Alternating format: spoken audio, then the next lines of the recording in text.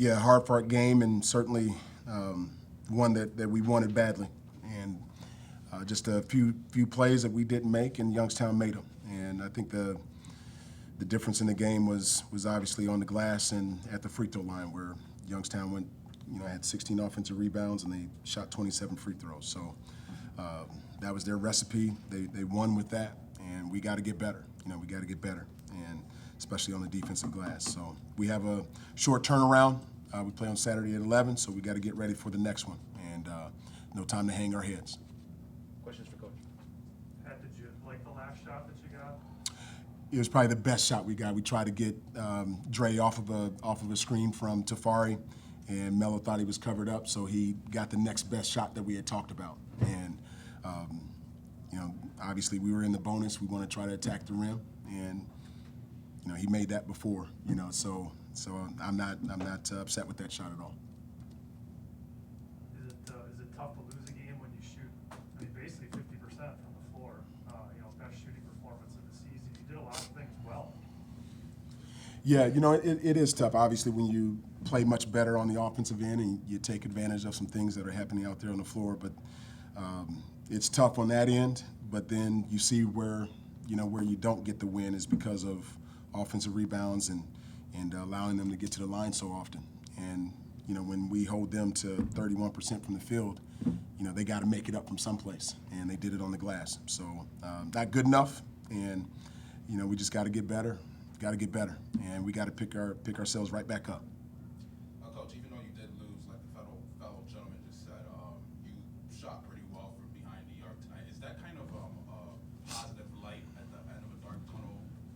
With your losing streak right now, can you see your team possibly shooting better from the three-point line, and can that take you over the hump? Well, I think we have some good shooters on our team. I think Dre has proven it in the past, and he just has to pick that up. And I think he did a good job tonight. Melo's proven that. He was 1 for 5 tonight, but I think he's proven that he's in the 40% range from three. We just have to pick our spots, and when they're available, we have to have the confidence to knock them down. I don't want to micromanage our guys and where they shoot from and all of that stuff, but we work on that stuff all the time, and I think that we're going to get there eventually. And we're getting some sea legs back. We're getting some guys who are just coming back off of injury. So we're going to be better in that area too. On the flip side, it looked like you guys are really making a concerted effort to get shots closer to the basket early in the game, especially in the first half. Was that something that you focused on, trying to drive more, trying to get more easy looks close to the rim? Yeah, that was a focus that we had talked about. Joey had been, really doing a great job down there and getting some good post touches and post finishes. And, Tafari, he has an ability to go into the paint and score around there as well. So we definitely wanted to make it a concerted effort. We got Dre down there a couple times, and even Josh scored down there. So that was one of our primary game plans, is try to get to the basket, try to get to the foul line, but also try to score around the rim as well, put some pressure on the paint. You talked about injuries. Any update on Patrick and comeback? Yeah, he's day to day, and right, he had an ankle sprain from down in Florida, and I think he's getting back. He practiced yesterday, but with no contact. So I think he's really, really close in coming back. So as soon as he comes back, that helps our rotation and helps our depth. What kind of hurdles is he going to have to get over in order to be able to play in a game? If he practices with no contact, is he going to have to go through one full practice of everything goes to Yeah, it's all the things with an ankle sprain. It's the cutting, it's the changing directions, it's all of that stuff. That's kind of the protocol.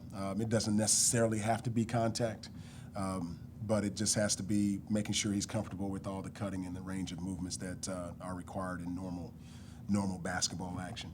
When it comes to you and your son, non-basketball related, obviously there was a big media deal with the father-son dynamic.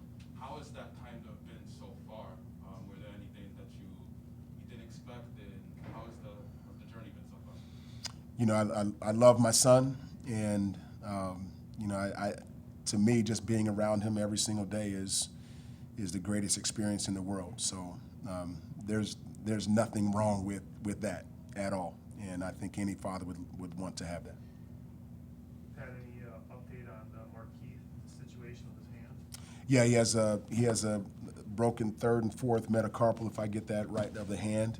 And so he's going to be out for, I think, about 5 or 6 weeks. So he'll get it out of a cast in 3 weeks, and then been in a little splint for another 3 weeks, I think, 2 or 3 weeks. So he's out until that time. Was that something that happened in practice, or? To be honest with you, I think it happened down in Florida, and I don't know if it was a play or what, but all I know is I saw his hand swollen up.